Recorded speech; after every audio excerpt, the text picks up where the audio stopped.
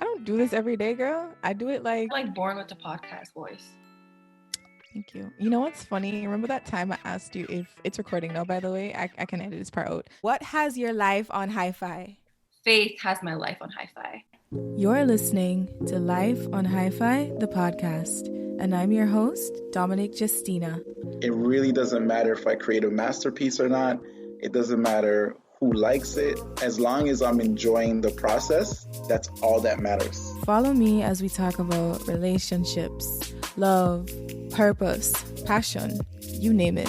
Focusing on what you have versus what you don't have can be a huge game changer. A public expression of freedom is just, I don't know, like it was so liberating for me. Do what you have to do. Yeah. Take some time off if you need to. But when all is said and done, you gotta keep moving forward. Let's commit to living our best lives together, shall we? This is my home girl. Her name's Romelia, and I'm just, of course, I'm excited to have someone like you on my podcast because we go back. I mean, from knowing you for all these years, I always thought that you had a podcast voice, the way that you would sound. And I don't know if you definitely remember this, but we would always talk through voice notes on WhatsApp. So we would start off a conversation with like, hey, what's up, blah, blah, blah. And then it would straight on go to voice notes for like hours. And then I remember saying to you quite a few times, like, Dom, you should start a podcast one day. And I did say, when you start a podcast, I need to be on it. So here I am. Okay, so you manifested that. Yeah. How would you introduce yourself, I guess? I mean, I know you, but how would you introduce yourself to a straight up stranger? This current version of Romelia. Oh gosh. I mean, okay. I probably wouldn't go too in depth with talking about myself. I would probably just start off with like, hey, my name is Romayleah. I'm currently in Switzerland studying.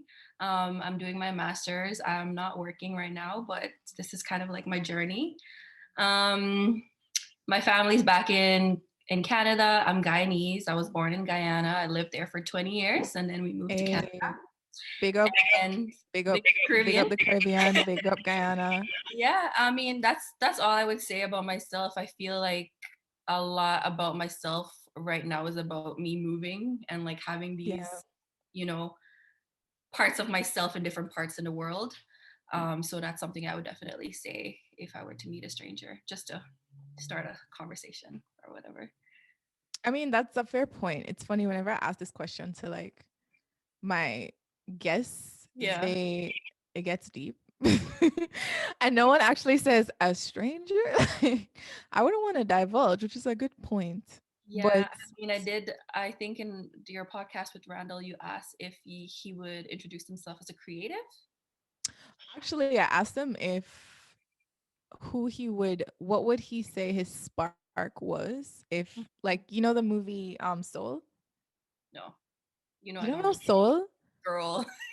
No. Girl, like I need to put you on. So in Soul, everyone's like a blob, an unborn soul. And in order to get to Earth, you have to jump. You have to find your spark and then you're ready to jump into a body into Earth. So I basically, it's an animation, girl. You should watch it. Is it Disney? Yeah, it's Disney. It's Pixar. Okay. So no paid ad, by the way, Disney, hit her up. Ooh. I said no paid ad, Disney, hit her up. Right?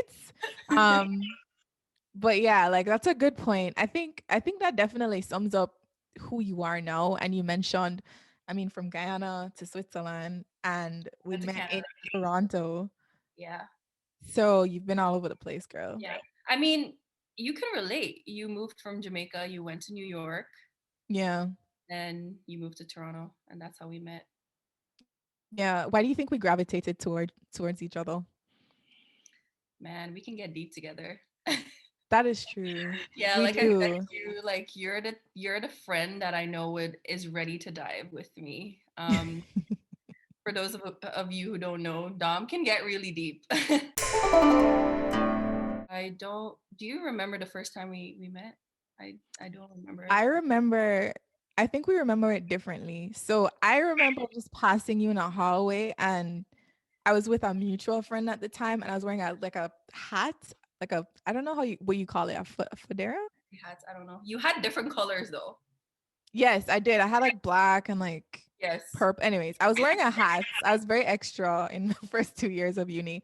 And you complimented my hat. And I was like, oh, that's so sweet. That was the first time I remember meeting you. But you remember we were like in the same class. Yeah. I mean, this is why you need to compliment people because they always remember it. Yeah, that's See, true. You I are don't good at remember that. complimenting your hat, but I do remember liking your style. You always had like heel shoes on with your bag on your hand with your hat and stuff. Hair well did. Popping off my shoulder with instead of Oh yeah, everybody. those bags were heavy. Yes, with the textbooks. But I was like, I refuse to wear a backpack. Oh my god, I always had a backpack. You know, I'm like a little tomboy. You're efficient. No, I But like that. I right now it's funny. I wear backpacks all the time, like a purse backpack, because I really, can't bother with the who yeah. are you? Yeah, I mean, I can't bother no more. I like who am I? Who am I fronting? Yeah, My but shoulders can't bother. Can't bother. Yeah, but you remember it differently. How do you remember I us remember meeting? we had a conversation after a health studies class, and I was sitting behind you, and you turned around and you're like, "You want to go to med school, right?" And I'm like, "Yeah, I would one day." And then you're like, "Do you feel like, UTSC is giving us a lot of information about like med school and like what steps we should take and stuff like that?" And I'm like, "Honestly, I don't know. Like it's just something that I'm just trying to survive my classes. It's not something that I'm actively thinking about." And then you're like, "You know what? This is something that we should actively think about. We should think about our next steps, schools that we want to apply to, what classes we should take." And I'm like, okay, she's making points. And then you're like, "How do you feel about starting up a club that would help students like ourselves? I mean, help ourselves and then help other people." Um, and I'm like, "Okay, I'm down." And maybe that's when you got my contact and we started talking. Oh my gosh, yeah. Maybe, but a year after, or yeah, maybe like a year after, that's when we kind of came up with Future Black Physicians and we kind of went from there. That's Hiller. I don't remember that conversation. I do remember like I was in a mindset where I was just like, okay, I need to find all the black people on campus that I've rubbed shoulders with kind of and see if they feel supported on their med school journey. Right. But like I didn't know I didn't know I started out how awkward. But that, I don't know, maybe we had a conversation before, but that's the one I actually remembered. But then I remember us talking on Twitter. We would DM. Ah, yeah, yeah. And, Okay. Well, yeah. that's funny. For if you're listening, that whole story of future black physicians, because as you know, we're not in med school right now. That was a whole other journey, a whole other podcast and conversation. But Yeah. yeah, I would say that was so worthwhile. Like that has changed my life for the best. And like I thank you for joining me on that journey. You did that, girl. Yeah. I I remember thank you for we had your some days when we were just remember that day we were thinking about the names and we yeah. had these little letters and we're like, what should we name this? And yeah, it was fun. Like when I think about UTSC and thinking about like our friendship and the adventures and experiences we had, it was A1. A1. Yeah. Well, I feel like that's where it all started. Not even just like Toronto, but Scarborough. And we're Mhm. both from the Caribbean. So I do think that's how personally I think UTSC allowed me to gravitate to a lot of other Caribbean cultures Uh, and people, and it just felt so much like home, it because is yeah, we had like, or in our friend group, we had like you being from Guyana, me being from Jamaica. We had Grenada in there. We had Jamaicans, St. Lucia, Bear Jamaica. Barbados, Trinidadians. Yeah. Yeah. So we're a little like island mob. And that's how I remember we popped off there too. So okay. We're here to review Randel's episode. Our conversation was lit and you've listened to it yourself. Yep. And we're pretty similar, like you're right. We can dive deep. But before we get into that, I want to say you being in Switzerland has been pretty wild to me because you are the person who in the friend group you bring people together. You're the glue. You're so good at like making friends. And I remember the day when, well, I was at work and I was like, oh shit, I need to get Romelia something, like a piece of me before she leaves. And I got a journal. And I saw the prompts. I was like, yeah, this is perfect. I know she loves to write. And I gave it to you. I haven't personally been checking in with you on how that journal is going. But would you say, Sure. oh, you have it? I Hey. love this journal because I don't know if you remember, but it's called the Worry Relief Journal. The word relief? Worry. Oh, worry. Yeah, yeah, I do remember that. I do Yeah. remember that. Yeah, so like every page has something to say about like worrying or anxiety and things like that. And I find that this journal actually really helped me on my move because I mean, I had some rough times where I would worry because I mean, it's such a big jump, it's such a big move. Mm-hmm. And I love journaling and I love writing. And, you know, this is like the best gift ever. Love it. Love it. I remember thinking like how stressful it must be because one, you are just finishing school, right? Two, you have to deal with packing and picking up to live all the way across the world by yourself. And you're such a family person and you're such a, like, even your friends or your family, you're leaving everybody, right? And I was just like, yo, that takes some guts. Yeah. I mean, So, if I can do it, anyone can. So if you're listening and you want to, you know, take that flight, make that move, apply for that job across the world, I would say do it. Do it, do it, do it. Because I was at a point in my life where, you know, coming to the ending of UTSC days, I was so set on just finding a job and, you know, living with my parents for a bit until I can afford my own place, working. I mean, moving from Guyana, I was in university. Moved to Canada, went straight into university. So I've been in constant academia. And mhm, I'm like, I'm so tired of this. I just want to work and make some money and just like be an adult.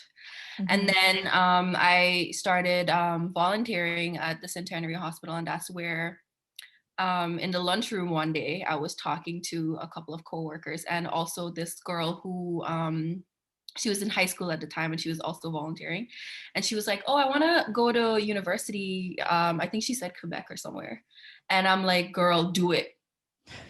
And then she was like, but I'm so scared. Like, you know, it's so far away. I'll be away from my family. I'm like, if your family's going to support you and you feel like this is something that you want to do, go do it. And mhm. that's literally when the other coworker walked in and she was like, oh, what are y'all talking about? And we were like, oh, we're talking about moving and stuff. And then she goes, oh, funny enough, like my best friend came back the other day from Switzerland, like she did her master's there. And then she was like, oh, by the way, she did the same program as you, psychology and health studies. And I'm like, really? And then she was like, yeah, I know you were telling me yesterday or like a few days ago that you're so done with school and stuff. But like, I just remember that it's the same program. It's maybe something that you would like. And then I found myself Googling the program like every day after that. And I'm like, oh my gosh, maybe I should move to Switzerland. So it is really like, it's a process. I mean, the moving process, the preparation process, everything, it was very hectic. But I would say if you have the capabilities and the resources to do something like that, definitely do it because you learn so much about yourself. And Yeah. yeah. I can like I crave right now being in a pandemic, I crave traveling so much. Like you don't Oh, understand. But I can relate to that because when I moved from Jamaica to New York, I didn't have my family, I didn't have my parents. mhm. I know I was like, I was in school, I was in a boarding situation. So I didn't have to be an adult, but still it Yeah. was such a freeing experience. It was such a freeing experience. What did it take for you to emotionally prepare yourself for being so far away? Not even like, I mean, Jamaica to New York is one thing, but you're in Europe and they speak German over there and you do not speak I German. do not speak German. So, like, what did it take emotionally to prep for that kind of foreign experience? And then like, shine a little light on, like, because I'm sure anyone listening who wants to move would like to know the first place to start resource wise. Like, did you have to sign up for your visa or start applying for your student visa first? Or, I mean, with everything that I do in life, I try to emotionally prepare myself for these things because I'm the type of person I do not like change. And I think everyone knows that about me. I do not like change. But for some reason, every time I say that to people, they're like, you're lying. Because I mean, what? but you have to mentally prepare yourself for these changes in Mhm. order for you to actually overcome the obstacles when you have them, because you will have them. Mhm. um for me, when I started looking up on the program and the country and stuff like that, I always try to imagine myself in this situation. Like, I would close my eyes and I would imagine myself in Europe, in Switzerland. Like, what will my friends look like? Like, what would the environment feel like? I would watch YouTube videos. I would try to, you know, ask people like, hey, have you been there? Like, I kept in contact with that girl that I volunteered with that told me about the program, and her friend. Like, I asked all the questions I can. What is it like? Like, what's the currency like? What's the food like? Like, how expensive is it? Where can I live? Stuff like that.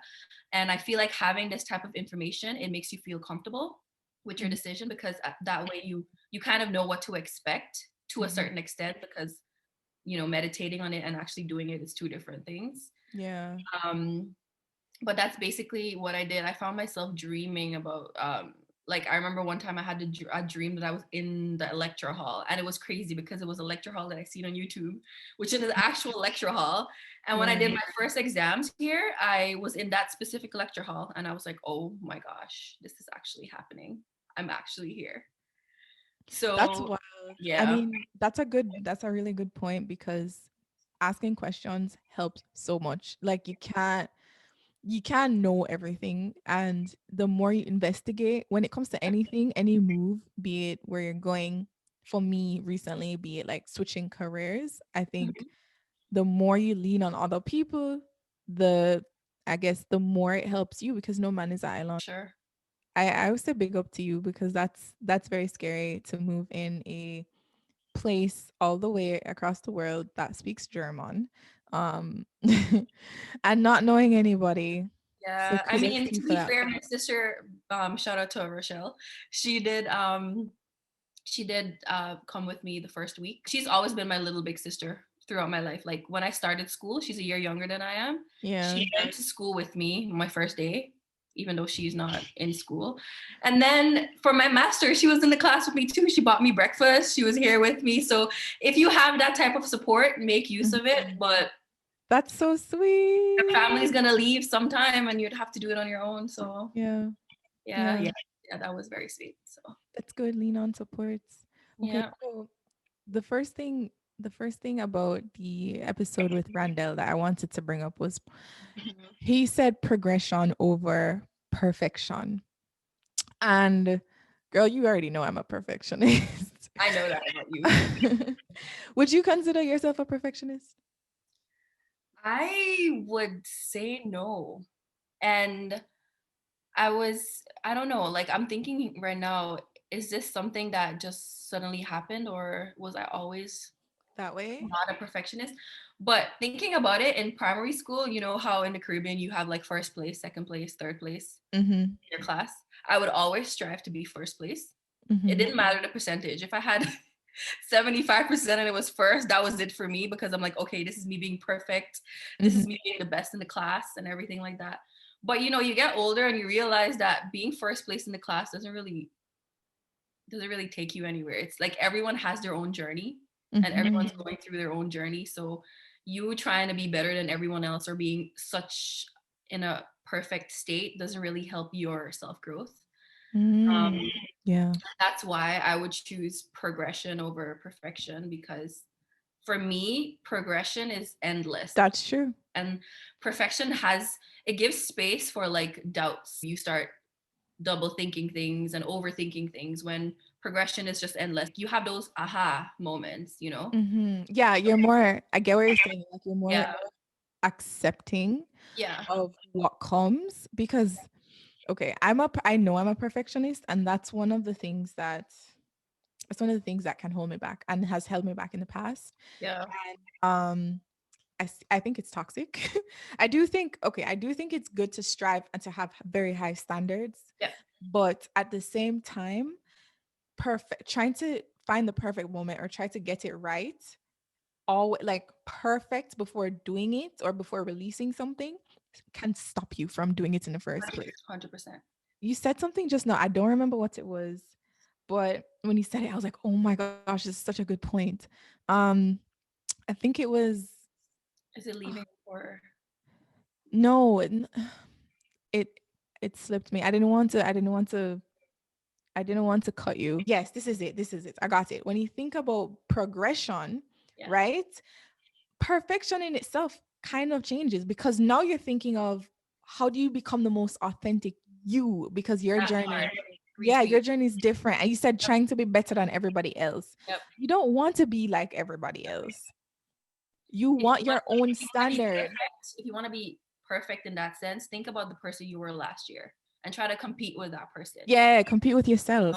Compete with that person. Compete. Yeah. But the thing is, I find that, I mean, I have friends who are very much perfectionists, and I see, like, I try to say, like, hey, maybe you want to calm down because you're being too hard on yourself, and that's what end up happening, you know.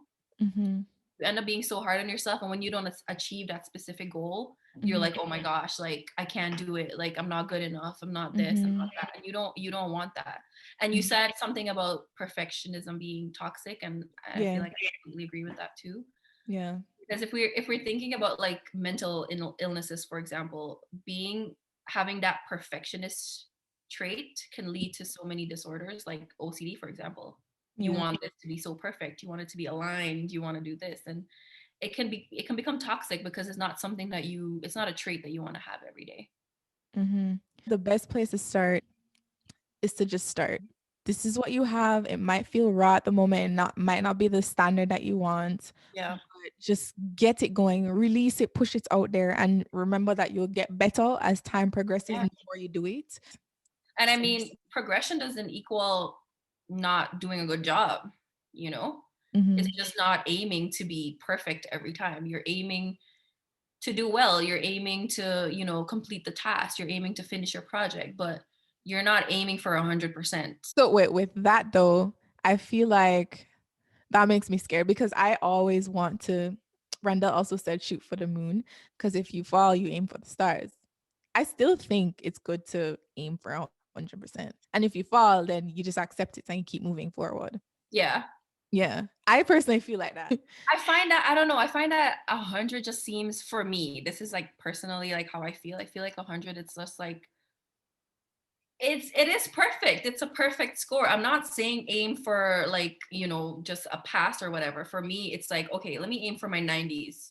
For Mm, me, that's already shooting the moon. You know what I mean? mm, Maybe that's like bringing down some layers in my head that I won't freak out or be hard on myself. I'm like, okay, I'm gonna aim for a really good grade in this class. I'm not putting a number to it. I'm not putting 100 to it. I'm not putting mm, 98 to it. I'm like, I'm gonna hit an A, which is mm. probably 90 to 100, and I'm like, I'm gonna work towards this. It doesn't mean that I need to have a perfect score.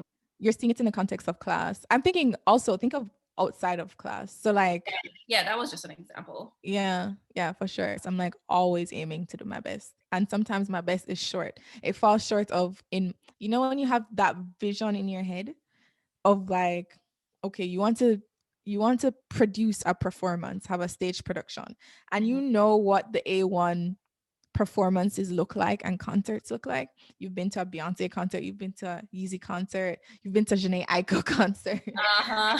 and you're just starting out in that business and you want to produce that concert. Like you aim to do your best, but then you realize, yo, this looks like crap compared to those. You could do one of two things. Decide, hello, like it's not looking like a Beyonce concert. So let me just like back up and not do it, period. Mm, Or do your best, do your best in that moment with the current skill sets you yeah. have, and then understand like, hey, the more I do this is the more I learn, the more I grow, the more it looks towards that Well, goal. Beyonce didn't always have a perfect concert. Beyonce started off in a choir at a church, so Ooh, wait, did she start off in yeah, she did. church? How do I She not know didn't, she that? didn't always have the big Staples Stadium concert, so Mm, not everyone's gonna start out that way. So you yeah, can't always look at people's end product and yeah, expect your beginning product to look the same way, yeah, yeah. And not because your concert's not gonna look like Ginny Aiko's trip concert on the first time doesn't mean that you're doing a good job. Yeah, Everyone started somewhere. yeah, that's So true. just don't be hard on yourself. I just feel like being hard on yourself is one of the most sabotaging thing you could do. Yeah, Yeah. yep. That's true. And you have to pay your dues. You have to you have to pay your dues. You have to struggle. You have to learn. I'm not saying not to work hard, guys. Disclaimer: stay in school. But No. but I mean, it could totally sound like you're saying that. So, so work that hard. disclaimer is Yeah, work hard, but don't be too hard on yourself. Also, like, I think about the way our generation tries to seem, at least with social media being so prevalent. I'm looking at you, Instagram, because you are the one that like aesthetically pushes the boundaries of perfection all the time. But like, Oh gosh. I think, yeah, Instagram could be like a serious place where it tests your self confidence a lot because Mhm. everyone's showing the best images best of self. themselves. Yeah, and we stunt on Instagram too. Hello, but it's also like understanding that hey, you don't really look like that. Like that filter that you like so much, you don't look like that, sis. Instagram is not life. We pick and choose what we want to show Yeah. people. It's curated. Crazy enough, I heard this. I read this article that said that people are actually taking those Instagram filters, like pictures of themselves with the filter on, and Mhm. showing it to surgeons. And I'm like, hey, I want to look like that. I'm not even surprised. I remember Snapchat is savage with the filters. I have to say. I remember I looked like a completely different person in one of them. I was like, yo, I look so gorgeous though. And then I would go on the no filter tab to take the same picture, same clothes, same makeup, same beat, same lighting. And I'd be like, ew. And then in that moment, I think it was a couple years ago, but like in that moment, I was like, yo, this is not good because I'm saying ew to my real face. Can you imagine, right? And like, first of all, I'm already doing a lot. Like I have my makeup, I did my eyebrows, like whatever. And I don't even like that anymore. I want filter, like, because the filters, you know what they do? They make your features smaller, your nose and whatnot, but then your lips, well, we already have full lips, but it makes your lips bigger. And so it's like, okay, well, understand this. You are not your filter. And like for me, hashtag you are not your filter. Okay. you are not your filter. And like for me, I've tried my best, or I'm just like, okay, I'm not going to depend. I'm going to try and limit the pictures I use. I take pictures with filters on. Like I'll do it to my story, but like on my feed, I'm just trying to look as real life as possible. Yeah, I do that too. I don't get brainwashed. Yeah. Yeah. I find that the filters are fun to play with. Like, don't get me wrong, but I like a good, clean portrait mode on my feed. Were you gonna ask something about Instagram? Is that how you brought up the topic? No, I mean, I just want to talk about how it's toxic on there sometimes. I like the me. It's wild. It's nice to see everyone looking nice though. I won't hate. Instagram's a nice place. It's just that double tap that. You said double tap that? Why are you this way? I'll double tap your photo. I thought you were double tapping my comment. I'm like, is this a pun? Because you love puns. It's not a pun, but you can actually double tap comments. Can you? Yeah, it's a new feature now. Instagram hire me. I did not know that. Yeah. Okay. Back to the call I had with Randel. In the convo, he talks about how he's a strong believer in manifesting. I mean, in December 2019, he told himself he was going to do big things in 2020. No one anticipated the lockdown, mind you, and he was able to perform with Obama. I used to be one of those kids that used to walk around my house and I used to talk to myself, picturing that I was standing in front of thousands of people. So I think from a young age, I always knew that speaking was something I was meant to do, And now he's a speaker. The thing is, though, with manifesting is you engage your thoughts and what you're feeling in the moment, and you have to be careful with this because. What do you mean? I mean, I would use the word mindful. You want to be mindful of what you're saying, because I believe I'm spiritual and I believe in like the power of the tongue and stuff like that. I completely believe in manifestation. I believe that it helps you to really say things out loud, putting it out in the universe, Mm-hmm. Yeah. And actually putting yourself in that position. Like for him, he said that he would walk around imagining that he's talking to people. Yeah. Yeah, I think that's just so beautiful, because like he's practicing from since he was a kid to be that speaker that he is now, Mm-hmm. So yeah, I believe in it, but I think that you should really be careful as to what you're saying out there, and it shouldn't just be self, like it shouldn't just be like, oh, this, or like, you should really put some thought into it. But that's maybe just me overthinking everything.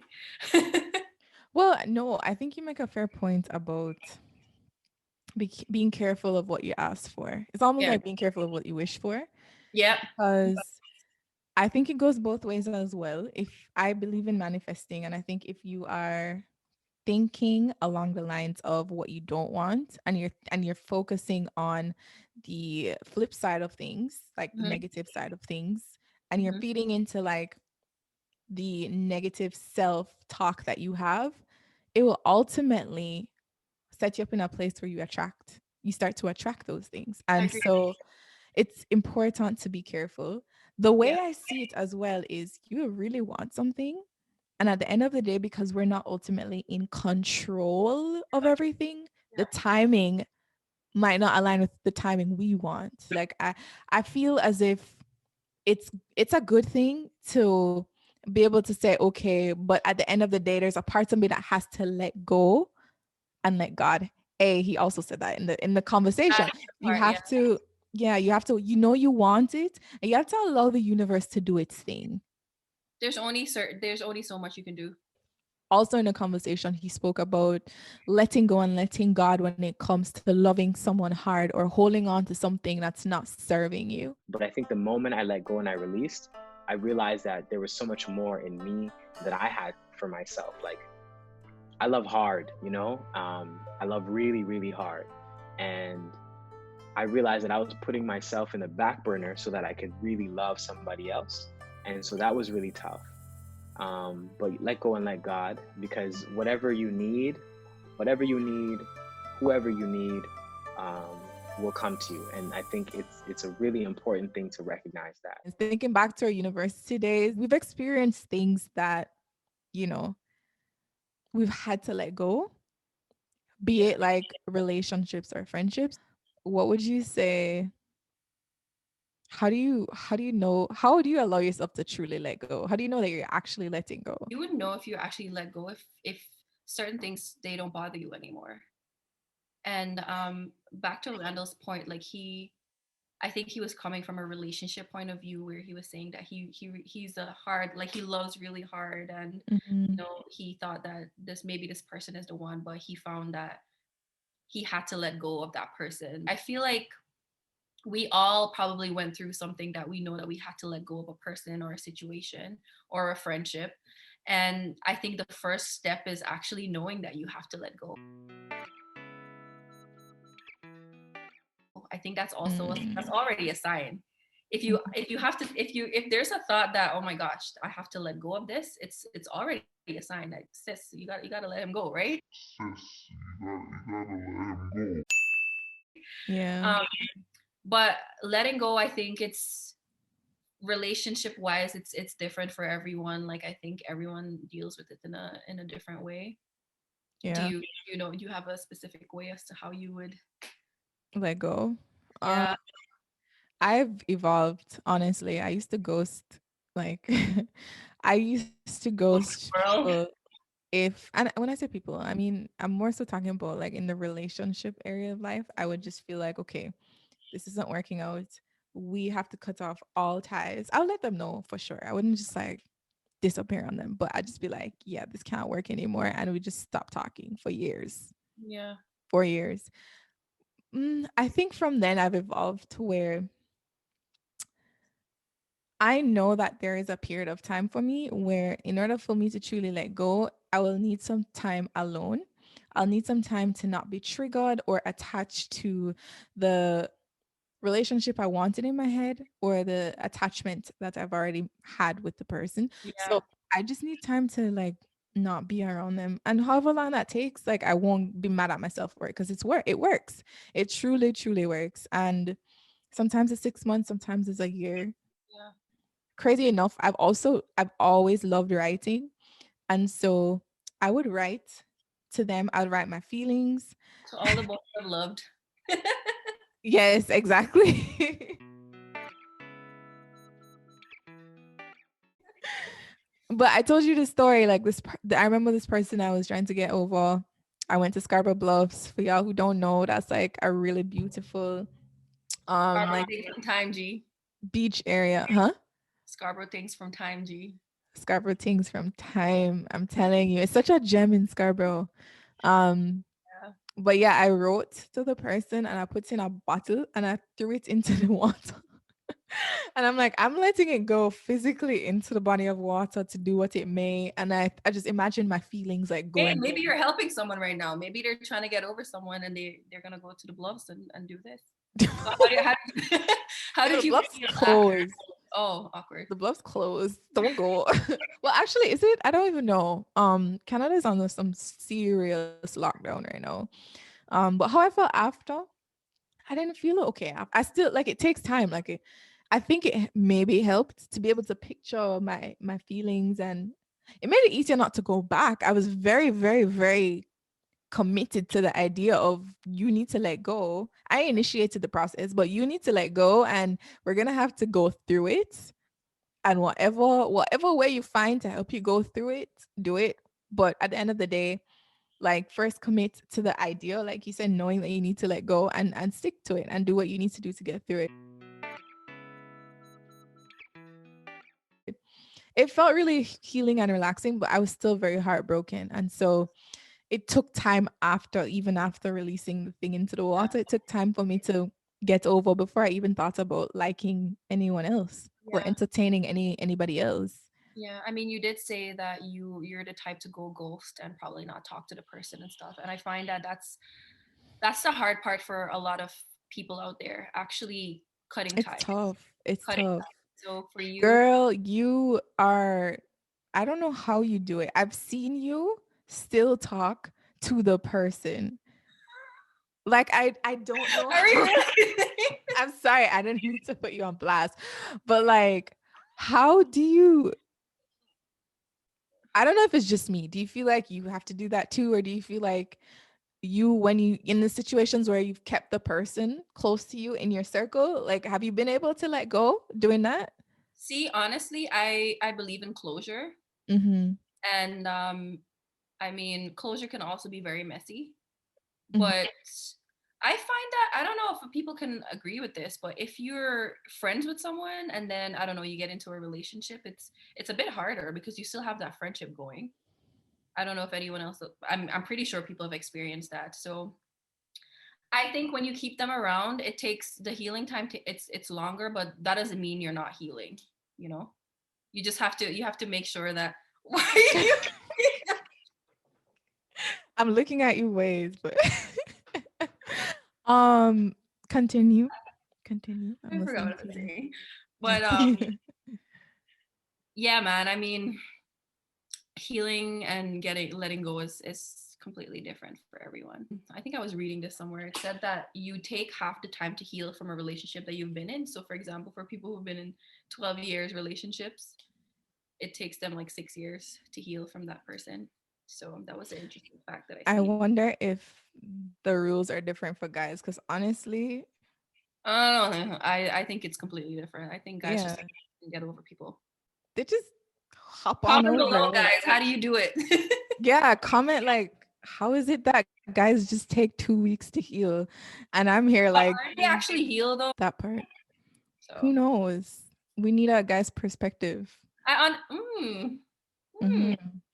I mean, don't mean to generalize or anything, but I just, from my experiences, I've just always wondered how is it that you're able to, even guy friends that I like, I watch them with other relationships and I see how they're able to just navigate and just slide right back into the like dating world. Mhm. And to me, oh, this would have been a good question for Randel. Like to me, how I need a year. I need a year. I'm sorry. I need time. But that's something else. Also, like, Poll to put on your Instagram. Maybe ask people like, "Hey, how do you do it?" how Or do you heal? what's your How long thought? does it take you to heal from a Yeah, relationship? girl, I haven't been in a relationship for like 27 years, so I. I can't with how extra and dramatic you are. What? Honestly, okay, I guess I want to ask this. Do you believe in having multiple soulmates?